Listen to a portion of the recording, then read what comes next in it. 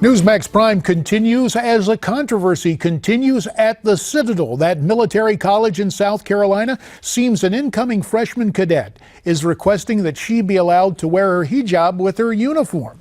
But some Christian cadets are upset, saying they have no way to express their faith through the uniform requirements. It is worth noting that if the school were to agree to this uniform change, it would be the first exception made to the uniform code in 175 years of history at the Citadel.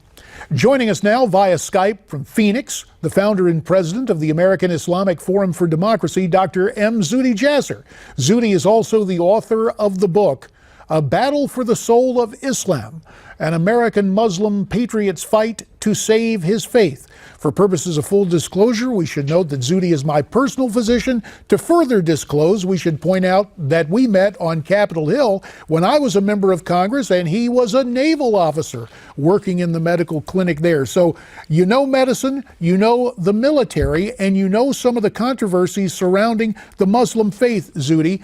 Your take on what is transpiring at the Citadel? Well, it's good to be with you, JD. Thanks for having me. Yeah, you know, the question is, how do we look at this issue? If you look at it from a military DoD perspective, this issue has gone through the court system back in the 80s. There was a case versus Secretary Weinberger in which the Jewish community was allowed to wear their yarmulke, and then the hijab has been permitted. Now, as a naval officer, I'll tell you, I'm not one that's also anxious for uniform exceptions to be made, but the hijab is basically, how do you define it? Not all hijabs are the same. Most Muslim women who wear it have to wear it religiously if they choose to, and they wear it simply as a swim, almost like a swim cap, to cover their hair. There are hijabs that cover the neck and otherwise. I think those would be inappropriate. But the ones to simply cover the hair that can go under the regular cover, the military has already ruled that those aren't a problem. You have to apply for the exceptions in each duty station. It has to not, get in the way of chemical weapon masks, etc. But there is precedence in the U.S. military. Now, at the Citadel, they're a private institution. They can choose to make exceptions or not. They can say universally they refuse to make exceptions. There have been Muslims that have gone to the Citadel and have not requested that exception. So to say that every Muslim needs it is not true, but certainly the women who choose to wear that Orthodox head cover cannot be in the military or go to school there if they aren't allowed to wear it. Zuhdi, there is another topic of interest we need to cover tonight. The United Nations convened its 13th Islamic Summit, where over 30 Muslim heads of state met last week. The summit adopted a 10-year plan for action for the Islamic world. It includes creating new, quote, anti-extremism centers, as well as an international peace conference to work on the Palestinian-Israeli conflict.